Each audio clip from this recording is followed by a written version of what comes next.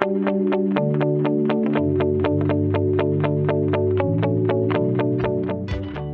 paisible village d'Uvrier a été le théâtre d'une série d'expérimentations visant à trouver des solutions innovantes de mobilité dans les territoires ruraux et périurbains à travers un concept inédit.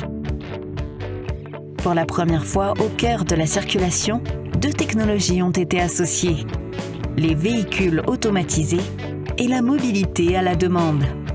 Dans le cadre d'un projet de recherche européen, deux véhicules opérés par Carte Postale Suisse ont desservi 10 sédarets répartis sur tout le village avec une durée moyenne de trajet de 8 minutes.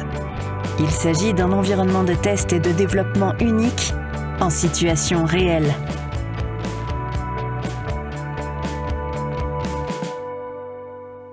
Avenue, c'est un projet européen, Horizon 2020, financé par la Commission européenne au niveau de 15,5 millions d'euros, avec but de déploiement et la validation des services de transport public avec des voitures autonomes. Un des sites du projet, c'est Ouvrier, un site périurbain à Sion. Et là, on a eu la possibilité de déployer deux véhicules autonomes avec des services porte-à-porte. Un des avantages de ce service, c'est que la personne il peut prendre le véhicule là où il est. Le service est optimisé pour garantir le temps d'arrivée, comme c'est toujours avec les transports publics en Suisse. À la fin de l'expérience à Ouvrier, on a appris tous les problèmes liés sur le déploiement des véhicules autonomes dans un site urbain. Deuxièmement, les citoyens ils ont pu nous donner leur avis et effectivement attendre dans l'avenir d'avoir un service de telle qualité déployé dans les grandes villes.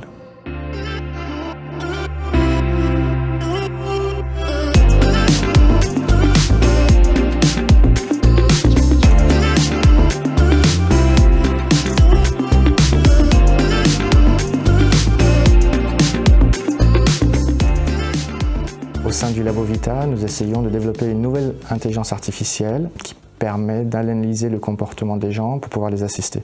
Dans ce projet, nous voulons utiliser l'intelligence artificielle qui finalement a été souvent appliquée à analyser l'extérieur du véhicule pour prendre une décision, pour la rendre autonome, à analyser l'intérieur du véhicule pour pouvoir s'assurer que les usagers du véhicule à l'intérieur restent en sécurité et bénéficient d'une expérience améliorée. Notre approche, c'est de mettre une caméra, mais qui extrait juste le squelette des humains. Donc on n'a pas besoin des images, mais juste de squelettes qui respectent la vie privée des usagers. Ici, il y a une opportunité d'améliorer notre quotidien avec des services qui nous permettent de mieux réagir à l'information dynamique, à la façon que nous, humains, utilisons l'espace et les infrastructures de transport et de mobilité.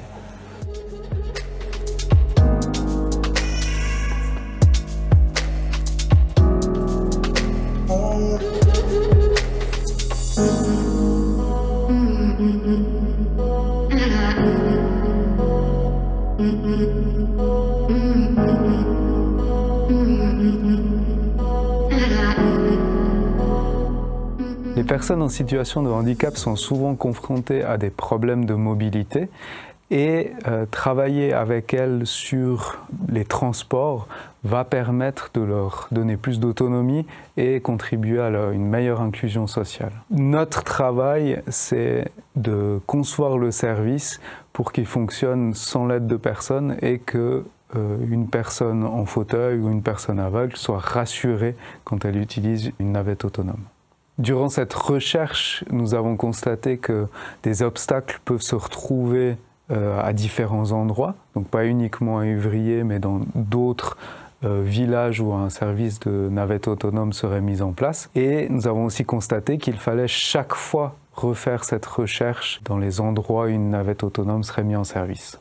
Dans ce cadre-là, nous avons développé une méthodologie qui permet aux entreprises de transport public d'être inclusives et de faire des services qui soient accessibles pour les personnes en situation de handicap.